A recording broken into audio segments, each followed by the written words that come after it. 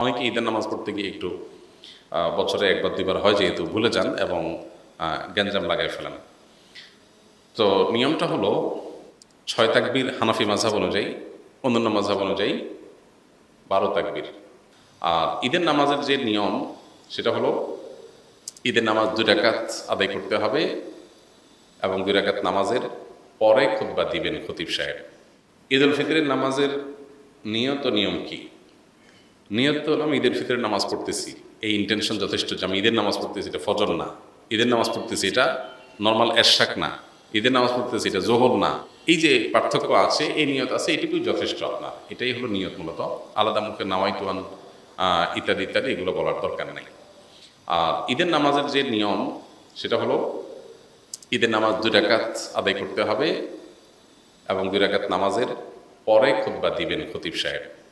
জুমাতে বা অন্যান্য ক্ষেত্রে খুতবা আগে আমরা দেই, কিন্তু ঈদের নামাজের মধ্যে খুতবা হবে পরে। 2 রাকাত নামাজের নিয়মটা কি? সাধারণ যে নামাজ পড়ি আমরা সেই নামাজের মতোই, শুধু পার্থক্য হলো এখানে অতিরিক্ত কিছু তাকবীর আছে, এই পার্থক্যটা আছে। অনেকে ঈদের নামাজ পড়তে গিয়ে একটু বছরে একবার দুইবার হয় যেহেতু ভুলে যান এবং গ্যাঞ্জাম লাগাই ফেলেন।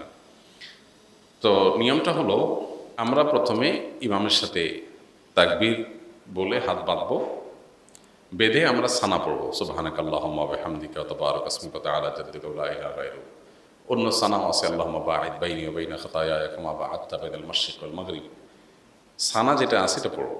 সানা পড়া শেষ, এরপরে অতিরিক্ত তাকবীর দিবেন ইমাম সাহেব। এই অতিরিক্ত তাকবীরে আমরা কান পর্যন্ত হাত তুলবো এবং হাত ছেড়ে দিব। অতিরিক্ত তাকবীর কয়টা দিব এটারই মত পার্থক্য আছে। দুই মতের সপক্ষেই বিশুদ্ধ হাদিস রয়েছে।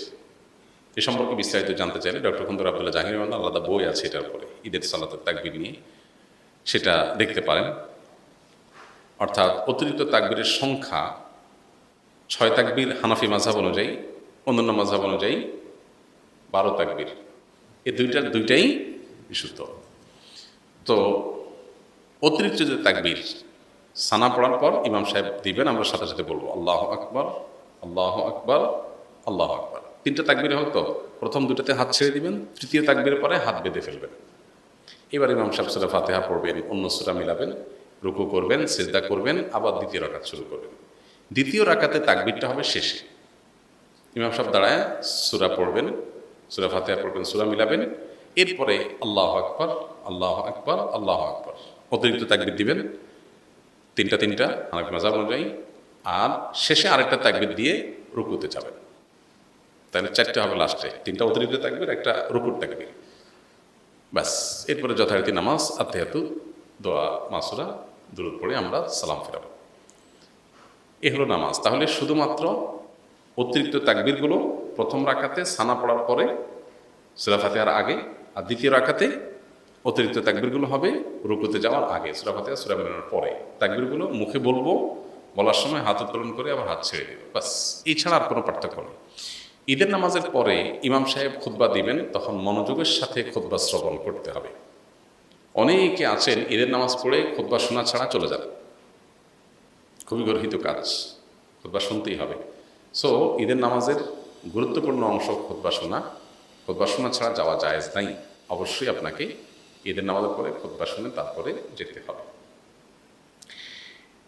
ঈদ উল ফিতরের সুন্নাহসমূহ কি কি? ঈদ উল ফিতরের সুন্নাহসমূহের মধ্যে থেকে সব কিছুর আগে যে সুন্নার নাম চলে আসে সেটা হলো তাকবীর পাঠ করা। আল্লাহু আকবার, আল্লাহু আকবার, লা ইলাহা ইল্লাল্লাহু, আল্লাহু আকবার, আল্লাহু আকবার, ওয়ালিল্লাহিল হামদ। এই তাকবীরটার পাঠ শুরু হবে কখন? ঈদের চাঁদ দেখা যাওয়ার পর। ঈদের চাঁদ দেখা যাওয়ার পর থেকে আপনি গুনগুনিয়ে আপনি এটা পড়তে থাকবেন। যত বেশি সংখ্যক বার বাসা বাড়িতে কাজ করছেন, পরিষ্কার পরিচ্ছন্ন করছেন, ঈদের প্রস্তুতি নিচ্ছেন, হেল্প করছেন একে অন্যকে, এর মধ্যেই আপনার মুখে তাকবীর চলবে। আপনি মাগরিবের নামাজের পরে এশা নামাজ পড়তে আসলেন, মাগরিব পড়তে আসলেন, তারপরে আবার বাসায় যাচ্ছেন, যেতে আসতে তাকবীর পড়বেন। মানে ঈদের চাঁদ দেখা যাওয়া থেকে নিয়ে তাকবীরটা পরিমাণে বাড়তে থাকবে। যে যত বেশি পারেন এই তাকবীরটা পড়তে থাকবেন। কতক্ষণ পর্যন্ত চলবে? ঈদের নামাজের জন্য ইমাম যখন বের হবে, মিম্বরের দিকে আসবে, মেহরাবের দিকে আসবে, তখন শেষ থাকবে, তার আগ পর্যন্ত তাকবীর চলতে থাকবে। তার মানে আমরা ঈদগাহে যখন যাব তাকবীর পড়তে পড়তে যাব, আবার যখন মসজিদে প্রবেশ করব অবসর বসে থাকবো, ইমাম সাহেবের অপেক্ষায় থাকবো, তখন আমাদের মুখে তাকবীর চলতে থাকবে। অনেকেই এই সুন্নতটা জানেন না, যার কারণে এটা মিস করেন। তাহলে আমরা তাকবীর পড়তে থাকবো ইনশাআল্লাহ। ঈদুল আজহাতে তাকবীর উচ্চস্বরে পড়ার জন্য, আর ঈদুল ফিতরে তাকবীর বিশেষ করে চলতে ফিরতে যখন পড়বো নীরবে পড়ার জন্য নির্দেশনা করা দেওয়া হয়। আচ্ছা, তো তাকবীরটা পড়া এটা হলো প্রথম নির্দেশ। দ্বিতীয়ত হলো ভোরবেলায় অন্য দিনের চাইতে একটু আগে আগে ঘুম থেকে ওঠা। আমাদের উল্টা হয়, সারা রাত ঈদের শপিং কেনাকাটা পোলাপানের আড্ডাবাজি করে এসে অন্যান্য দিন ফজর নামাজ জামাতের সাথে পড়লেও ঈদের দিন মাস্ট মিস, উল্টা। অথচ ঈদের দিন ফজর নামাজ জামাতের সাথে পড়া, আগে আগে ঘুম থেকে ওঠা, এটার গুরুত্ব আরও বেশি। 3 নম্বর হলো গোসল করা। ঈদের জন্য গোসল করা। কেন গোসল করতে হবে? কারণ ঈদগাহে অনেক লোকের গ্যাদারিং হবে, আমি একটু ফ্রেশ শরীরে যাব, ঈদের আনন্দটা যেমন পূর্ণতা পাবে, আবার পরিবেশটা ভালো থাকবে। যে আপনার গায়ে ঘামের গন্ধ, আপনার অপরিচ্ছন্নতা থাকলে অন্য লোকের কষ্ট হতে পারে। সবাই একসাথে থাকবে যেহেতু, যাতে পরিবেশ ভালো থাকে। এরপরে আরেকটা সুন্নাত হলো ঈদের দিন আমরা যার যা পোশাক আছে এর মধ্যে উত্তম পোশাকটা পরবো। এখানে একটা ভুল কথা প্রচলিত আছে, নতুন পোশাক পরতে হবে। ঈদের দিন নতুন পোশাক পরা সুন্নত না। সুন্নত হলো কোনটা? যেগুলো আছে আপনার এর মধ্যে তুলনামূলক ভালোটা পরবেন, সুন্দরটা পরবেন। ঈদ সুন্নত ছাড়া, নতুন কাপড় ছাড়া ঈদ হবেই না, এই কনসেপ্টটা আমাদের মধ্যে ঢুকছে ভুলভাবে। এটা শরিয়ার কনসেপ্ট না। নতুন পোশাক ঈদের জন্য জরুরি না। সাহাবীরা প্রতি বছর একটা করে জামা কিনতে পারতেন না, 2-4 জোড়া জামা দিয়ে জীবন পার করে দিতেন সেই 1450 বছর আগের মানুষ। এই জন্য ঈদের দিন যার যা পোশাক আছে এটার মধ্যে উত্তম পোশাকটা পরবো। আরেকটা সুন্নত হলো মেসওয়াক করা। এটাও এই জন্য যে আমরা অনেক গ্যাদারিংয়ের মধ্যে যাবো, ঈদগাহে সব মানুষের সাথে মিশবো, যাতে মুখে দুর্গন্ধ না হয়, পরিবেশ নষ্ট না হয়, অন্যের কষ্ট না হয়, সেজন্য। আরেকটা সুন্নত হলো সুগন্ধি মাখা ঈদের দিন। আরেকটা সুন্নত হলো ঈদগাহে যাওয়ার আগে ঈদুল ফিতরে কিছু খেয়ে তারপর যাওয়া, ঈদুল আজহাতে না খেয়ে যাওয়া।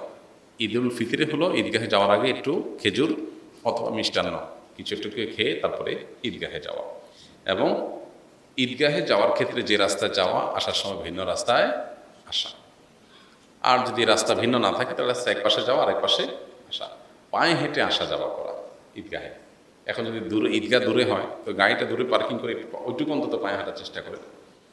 আর এর বাইরে ঈদের দিনের আরেকটা গুরুত্বপূর্ণ বিষয় হলো ফিতরা দিয়ে তারপর ঈদগাহে যাওয়া। ফিতরা শেষ করে দিয়ে তারপরে ঈদগাহে আসা। আল্লাহ তাআলা আমাদের ঈদের সুন্নতগুলো মেনে চলার তৌফিক দান করুন। ওযু করার সময় কি কি দোয়া পড়তে হয়? ওযুর শুরুতে বিসমিল্লাহ পড়তে হয়। বিসমিল্লাহ বলে আমরা ওযু শুরু করে দেব। আর ওযুর শেষ আমরা কালিমায়ে শাহাদা পাঠ করব এবং আল্লাহুম্মা জাআলনি মিনাত তাওয়াবিন ওয়া জাআলনি মিনাল মুতাতাহহিরিন। আল্লাহ আমাকে তওবাকারীদের এবং পবিত্রতা অর্জনকারীদের কাতারে শামিল করেন। বাস এ দোয়া আর কালিমায়ে শাহাদা পাঠ করা, আশহাদু আল্লা ইলাহা ইল্লাল্লাহ ওয়া আশহাদু আন্না মুহাম্মাদান আবদুহু ওয়া রাসূলুহু।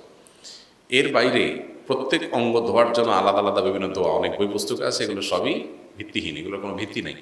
হাত ধোয়ার দোয়া, মুখ ধোয়ার দোয়া, কুলি করার দোয়া, নাকে পানি দেওয়ার দোয়া আলাদা আলাদা, এরকম কোনো বিশুদ্ধ হাদিসে বর্ণিত হয়নি। তাহলে শুরু হবে বিসমিল্লাহ দিয়ে, শেষ হবে কালিমায়ে শাহাদা এবং আল্লাহুম্মা জাআলনি মিনাত তাওয়াবিন ওয়া জাআলনি মিনাল মুতাতাহহিরিন দিয়ে। বাস।